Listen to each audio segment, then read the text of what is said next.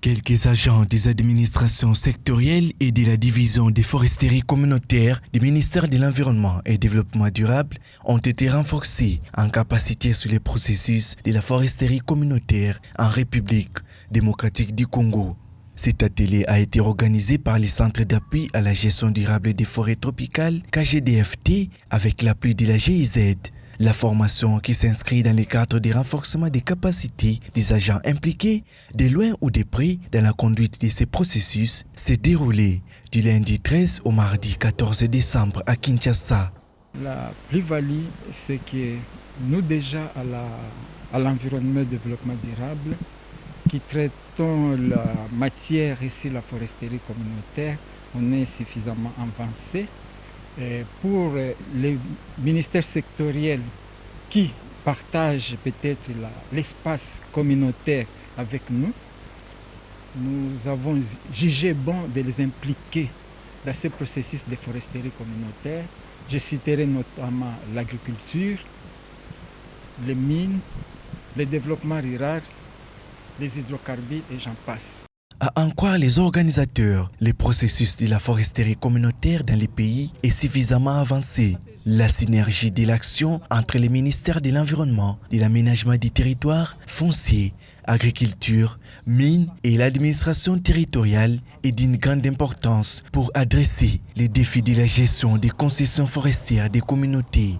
Cette formation ou ce renforcement des capacités concerne plus ces administratifs, ces cadres et agents qui travaillent en collaboration avec les secteurs forestiers pour que ces agents puissent faciliter la tâche dans la mise en œuvre de ce processus sur le terrain, vu que les administratifs, tant du niveau national, provincial que local, ont un rôle important à jouer aux différentes phases de demande, de gestion d'exploitation des concessions forestières des communautés locales que l'État octroie aux communautés et peuples autochtones pygmées.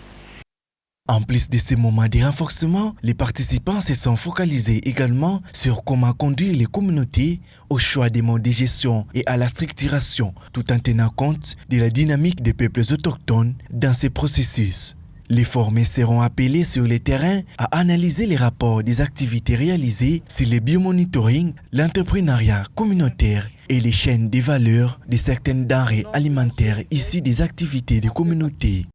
Pour que la foresterie communautaire puisse vraiment s'exécuter, s'exercer normalement, il faudra qu'il y ait une synergie d'action avec toutes les administrations sectorielles. Quand même que c'est logé au sein du ministère de l'Environnement, mais il y a des implications dans d'autres secteurs. Il y a des textes de base, mais aussi des textes connexes qui sont deux fois élaborés, signés, promulgués par d'autres ministères. Et voilà pourquoi il était donc essentiel que tous les acteurs soient renforcés en capacité pour avoir la même information, regarder la même direction pour une foresterie responsable en RDC. C'est comme ça que dans le cadre de ces formations, nous avons différents modules, comme par exemple le cadre juridique qui va parler donc du cadre légal et réglementaire de la foresterie communautaire. Il y a la cartographie des compétences.